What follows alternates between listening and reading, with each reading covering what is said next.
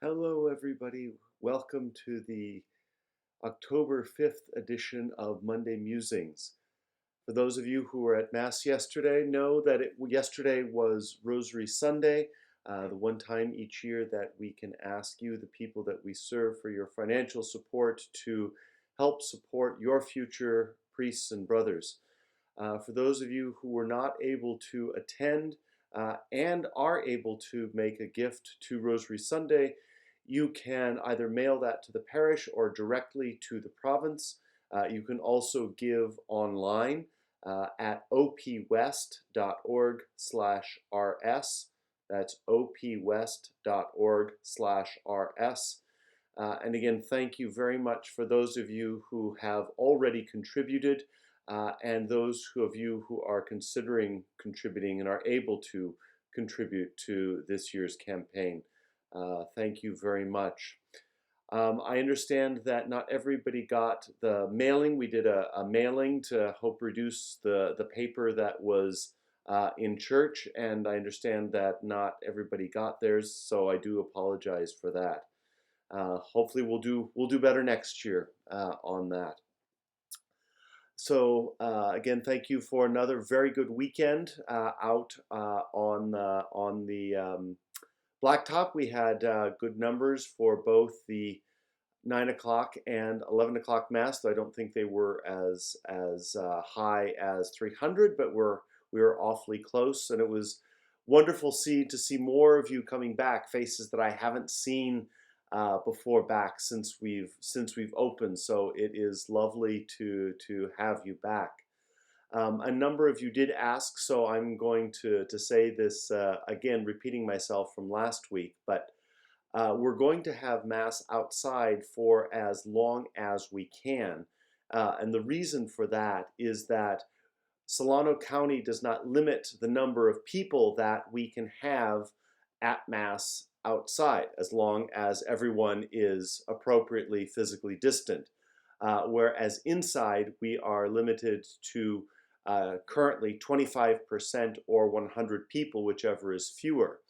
And as I explained to a number of you who asked, even when we get into the next tier of hopefully being more open, and which of course is 50% or 200 people, whichever is fewer, as long as physical distancing is in play, we're not going to be able to get many more than 100 people into St. Dominic's, just because of the way the church is constructed. So again, we're going to be outside for as long as we can, because then there's no limit. We can have 150 or 200 people for one Mass with no problem. So that's why we're doing that.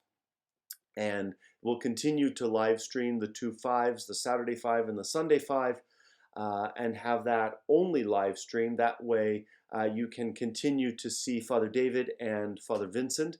They will be preaching those Masses in a couple of weeks, the weekend that the deacons, our permanent deacons, will take their time preaching at the other Masses.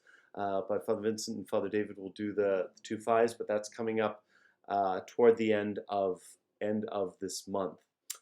Father Gregory and I will be attending virtual pre-study days for the diocese, Tuesday, Wednesday, and Thursday.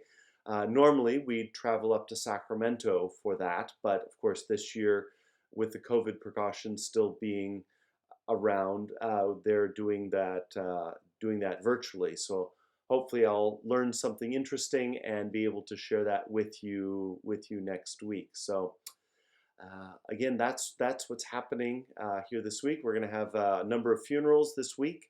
One will be outside because the family is expecting a number of people for Mr. Dan Leary. If you knew him, that funeral will be on Wednesday at 11.